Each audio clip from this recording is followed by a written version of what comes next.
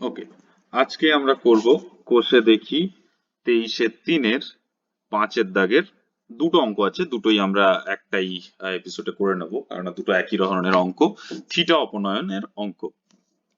তো 1 নম্বরটা প্রথমে করা যাক। বলেছে x is equal to 2 sine theta আর y is equal to 3 cos theta. Theta অপনয়ন মানে এই cos থিটা সাইন থিটাটাকে বের করে দিয়ে x আর y এর মধ্যে একটা সম্পর্ক স্থাপন করতে হবে।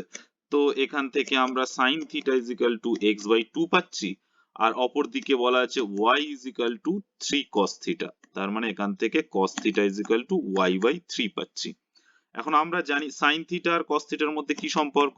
আমরা একটা সূত্র জানি, sine square theta plus cos square theta is equal to 1। তো এখানে সাইন থিটা আর কস থিটার মানগুলো যদি আমি বসিয়ে দিই, যেরকম x/2 হচ্ছে সাইন থিটার মান, এটার হোল স্কয়ার, কস থিটার মান হচ্ছে y/2, তাহলে y/3 এর হোল স্কয়ার বাই 1। তাহলে এখান থেকে আমরা কি পাচ্ছি, x to the x square by 4 plus y square by 9 is equal to 1। এটা হয়ে গেল x আর y এর সম্পর্ক যখন আমরা থিটা অপনয়ন করলাম।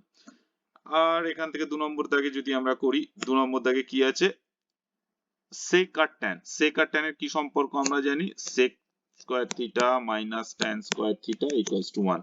তাহলে এখানে ফর্মুলাটা কি আছে, 5x is equal two 3 sec theta. এখান থেকে sec থিটা সমান সমান কি পাচ্ছি, 5x/3। আর একটা কি আছে, y is equal two 3 tan theta. এখান থেকে tan theta equals to y/3 পাচ্ছি।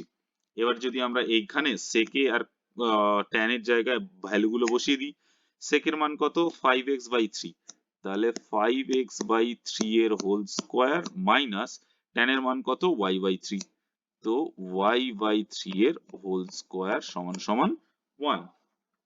এখান থেকে কি পাচ্ছি, 5 5 25 এর x square by 9 minus y square by 9 সমান সমান 1, বা এখান থেকে বলতে পারি 25 এর x square minus y square by 9 equals to 1, বা 25 এর x square minus y square সমান সমান 9।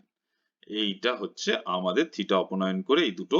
একের দাগে আমরা কি পেলাম, x square by 4 by plus y square by 9 equal to 1। দুইয়ের দাগে পেলাম 25 এর x square minus y square equals to 9।